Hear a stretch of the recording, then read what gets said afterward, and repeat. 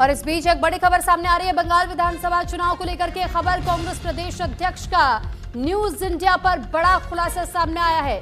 अधीर रंजन चौधरी होंगे पश्चिम बंगाल के CM face. तो फिलहाल ये बड़ी खबर बंगाल विधानसभा को लेकर के न्यूज इंडिया के पास एक्सक्लूसिव जानकारी है। तो जानकारी आपको दे रहे हैं, बंगाल में टीएमसी को रोकना हमारा लक्ष्य, ये दावा किया गया।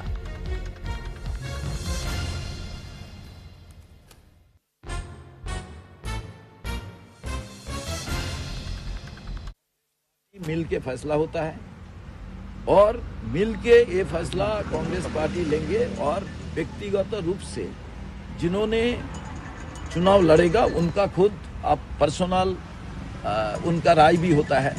बट मेरा पर्सनल ओपिनियन है कांग्रेस पार्टी इंडिविजुअली चुनाव लड़ेगा और अधीर रंजन चौधरी जी एग्री होगा चुनाव लड़के ही will be the face of the Bengal Congress. और इस पर ज्यादा जानकारी के साथ कनिका कटियार इस वक्त दिल्ली से हमारे संवाददाता हमारे साथ जुड़ चुकी है।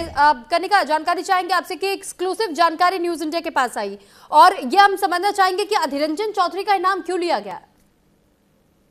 देखिए बिल्कुल इस वक्त जो है कांग्रेस अध्यक्ष मल्लिकार्जुन खड़गे के आवास पर बंगाल की बैठक चल रही है, लेकिन बंगाल की बैठक में जाने से पहले जो कांग्रेस के बंगाल के अध्यक्ष हैं शुभांकर सरकार, उन्होंने बहुत बड़ा बयान दिया। उन्होंने कहा है कि वो चाहते हैं कि उनकी पार्टी बंगाल में अकेले चुनाव लड़े। और हालांकि अधीर रंजन चौधरी क्योंकि पूर्व में सांसद रह चुके हैं, लगातार वो बंगाल से कई बार सांसद चुने आ चुके हैं, लेकिन पिछली बार लोकसभा चुनाव वो हार गए थे। लेकिन जब उनसे पूछा गया कि क्या आप चाहते हैं कि अधीर रंजन चौधरी चुनाव लड़े, तो उन्होंने साफ तौर पर कहा कि वो चाहते हैं कि बंगाल में कांग्रेस के चेहरे के तौर पर अधीर रंजन चौधरी जो है विधानसभा चुनाव लड़े। और उन्होंने एक बड़ी बात ये भी कही उस पूरे मामले को लेकर कि अधीर रंजन चौधरी जो है वो बंगाल में कांग्रेस का चेहरा होंगे। यानी कि अगर बंगाल में कांग्रेस अधीर रंजन चौधरी को चुनाव लड़वाती है तो वो भी एक मुख्यमंत्री चेहरों में से एक हो सकते हैं। ये खुद शुभांकर सरकार जो कि बंगाल कांग्रेस के अध्यक्ष है, ये उनका बयान है। और न्यूज इंडिया पे एक्सक्लूसिव उन्होंने कहा है इस चीज के बारे में कि वो चाहते हैं कि अधीर रंजन चौधरी चुनाव लड़े और वो बंगाल में कांग्रेस का चेहरा होंगे। यानी कि मुख्यमंत्री चेहरों में से एक चेहरा अधीर रंजन चौधरी भी हो सकते हैं। हालांकि इस बैठक में जाने से पहले उन्होंने इस पूरे मामले को लेकर बयान दिया है। फिलहाल ये मैसेज देने की कोशिश की गई है शुभांकर सरकार की ओर से, ये वो चाहते थे कि उनका नाम सामने आए मीडिया में और उसके बाद से इस पर चर्चाएं भी हो, कांग्रेस इस पर विचार कर रही है क्या? इससे तो अंदाजा यही लगाया जा रहा है।